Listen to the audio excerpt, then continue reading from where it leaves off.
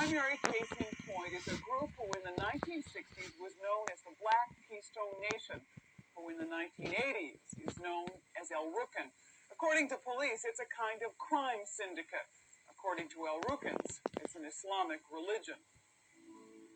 On Friday night, March the 6th, the generals and street soldiers of the RUkNS organization met at their temple on South Drexel.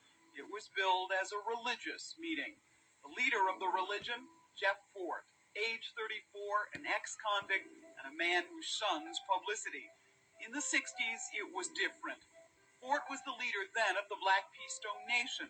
He was more visible, and he used his visibility and his influence to gain nearly $1 million in federal poverty program grants.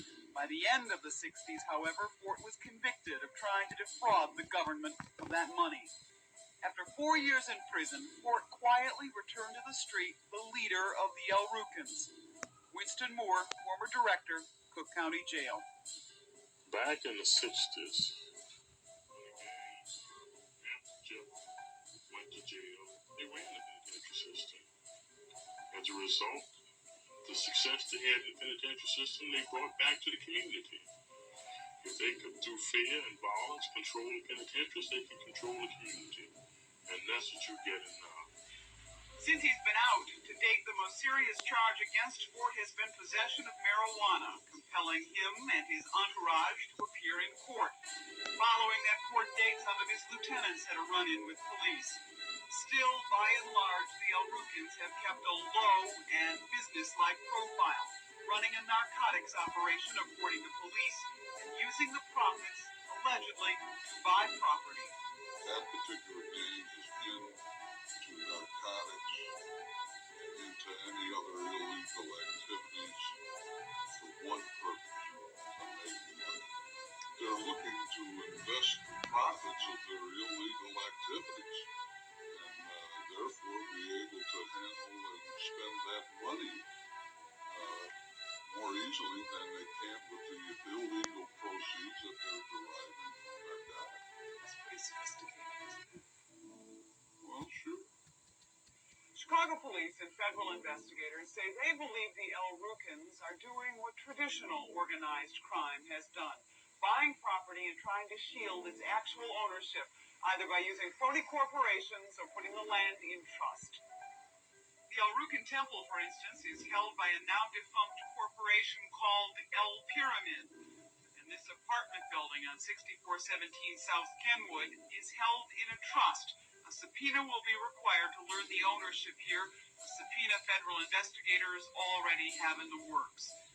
As for Jeff Fort himself, he does not do interviews. But in his defense, Fort's attorney William Swano says he knows of no illegal activities in which Fort or the RUkNS are engaged. He knows of no property that they own. Authorities say they believe the RUkNS have formed a mature criminal network. While that's important, what they say is just as important is that some of the other big gangs of the 60s seem to be following that same example. Seem to be taking a page out of Jeff Fort's book. We'll have more on that as we continue. Good afternoon. 3 alleged members of the RUkNS street gang face criminal charges tonight. Arrests came at dawn this morning as federal agents and local police teamed up in raids on 2 RUkNS buildings. Channel 5's Carol Marine, who was there for the morning raids, tells us what police uncovered. Carol? Mary and Ron, in twin early morning assaults, agents of the Bureau of Alcohol, Tobacco, and Firearms, gang crimes officers, plus state police and the FBI all converged on the RUkNS street gang, arresting 3 alleged members and confiscating a military type of weapon and narcotics paraphernalia.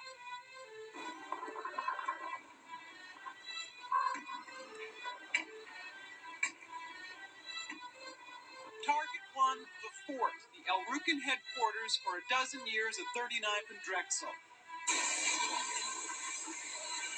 The ATF, along with other federal, city, and state law enforcement agents, hammered and cut and sawed their way into the fortified old building, which was once the Oakland Theater. The second target today, an apartment building at 6416 South Kenwood, believed to be one of the RUkNS' numerous property holdings. Arrested were 35-year-old Alan Knox, otherwise known as Gangster, a reputed RUkNS general, and Trammell Davis, an alleged general often used as a lookalike for imprisoned RUkNS leader Jeff Fort. Knox was charged with attempting to receive an M72 law rocket. This is what a law rocket looks like. It is a military, handheld rocket used to fire at tanks. U.S. Attorney Anton Valukas would only give sketchy details about the arrest and the rocket at an afternoon news conference. Knox was arrested in connection with his attempt to receive an interstate shipment, an M72 light anti-tank weapon for purposes of destroying a building. Davis was arrested in connection with a search being conducted at the 6416 South Kenwood address in connection with the same investigation. At the time that these arrests and search were being made, let me make this one statement parenthetically, weapons were recovered in those searches so far. In addition to weapons, which appear to be the main priority today, drug paraphernalia, scales, and records of alleged transactions all were part of the search of RUkNS property. Authorities are remaining closed-mouthed about their third arrest and thus far have not released that person's identity. The biggest concern, why would a Chicago street gang be in the market for a light anti-tank missile? Tonight at 6, I'll have an exclusive report on what federal authorities theorize the RUkNS are up to. Ron and Mary, it may surprise you. Thanks, Carol. Good evening. As the RUkNS street gang forged a link to international terrorist She made a career off Chief, y'all. Check Carol Marine out. Today's raid of 2 alleged RUkNS headquarters raises new concerns for law enforcement. We have exclusive details. That's because in the process of raiding and ripping apart storage areas at the RUkNS so-called fort here at 39th and Drexel, and at one of their alleged apartment buildings here at 64th and Kenwood, agents of the Bureau of Alcohol, Tobacco, and Firearms, gang crimes officers, and other local, state, and federal authorities not only turned up what appeared to be an anti-tank rocket and launcher similar in construction to this law missile, but authorities, according to highly placed sources, now have information that the RUkNS have been making contacts with radical Muslim groups in the Middle East. Authorities are looking into allegations that those contacts include Libyan leader Muammar Gaddafi. But U.S. Attorney Anton Valukas would have no comment when asked about such reports, and at a press conference today would only read a prepared statement about 2 alleged RUkNS who were arrested today, reported Generals Alan Knox and Trammell Davis. Knox was arrested in connection with his attempt to receive an interstate shipment, an M72 light anti-tank weapon for purposes of destroying a building. Davis was arrested in connection with a search being conducted at the 6416 South Kenwood address in connection with the same investigation. In recent months, the RUkNS have changed the name on the masthead of their headquarters to include Sunni Muslim, arguing they always were and always will be a religious organization, not a gang. The Malik that appears under the name Muslim refers to Jeff Fort, leader of the gang who authorities say is still running this organization from a Texas federal prison. Libya's Muammar Gaddafi is a Sunni Muslim. According to highly placed sources, the RUkNS have attempted to sell their services to Gaddafi in exchange for financial support. To flee federal custody, federal authorities found he had made plans to try and escape to Pakistan. And exiled RUkNS General Derek Porter a couple of years ago was tracked by federal agents traveling in the Middle East. And law enforcement confirms a relationship between the RUkNS and the Black Hebrews, a group based in Israel now in serious criminal difficulties with U.S. authorities. Today's charge of attempting to receive an anti-tank missile, coupled with new information being supplied to authorities here in Chicago, are now causing the ATF and others to give some serious consideration to whether the RUkNS are branching out into some aspect of international weapons and terrorist business for financial gain. And there is much more to report on the RUkNS. Tonight at 10, I'll have an exclusive report on what may be happening to imprisoned RUkNS leader Jeff Fort in the very near future. As the RUkNS street gang of Chicago tried to link up with international terrorists. Well, unbelievable as that may sound, as Carol reported exclusively at 6 tonight, federal authorities are investigating just that possibility. And tonight, Carol tells us that's not all they're investigating. No, Ron, it's not. Authorities are also making a careful study of Jeff Fort, the leader of the RUkNS. They say just because he's been sent away to a Texas federal prison doesn't mean he's out of circulation. Fort's headquarters and an RUkN apartment building were both raided on the south side today by a variety of law enforcement officials, ATF, the Marshal's Office, gang crimes officers, the FBI. Drug paraphernalia was confiscated from the first location. More surprisingly, a major piece of military hardware, an anti-tank missile and launcher like the one you see here, was taken from the second location. Authorities believe that even though Jeff Fort left Chicago several years ago to do time in a federal Texas prison, that the current activities of this street gang are being directed by Fort himself. Channel 5 News has learned that investigators are preparing to slap Jeff Fort with new federal racketeering charges. According to highly reliable sources, those charges are based on long-distance phone taps, conversations between Jeff Fort and gang members back here at home, conversations in which Fort allegedly is running the gang's criminal activity here in Chicago. We're not a gang.